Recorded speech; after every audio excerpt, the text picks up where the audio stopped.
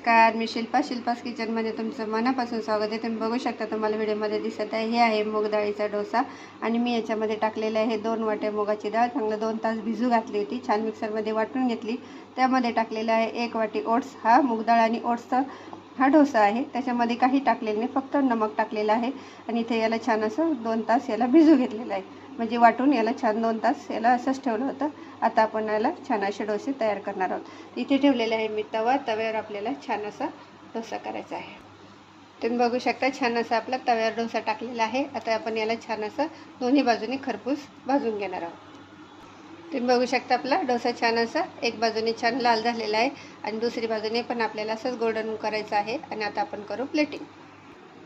तुम्ही बघू शकता, इथे घेतलेली आहे मी डाळ, इथे घेतलेली आहे चटणी, इथे घेतले आलूची भाजी आणि इथे घेतले आपला उत्तप्पा म्हणजे डोसा। तर तुम्हाला माझा असा हा प्लेन डोसा कसा वाटला नक्की मला कमेंट करून सांगा, शेअर करा, सबस्क्राईबर करा, शिल्पास किचन लाईक करा।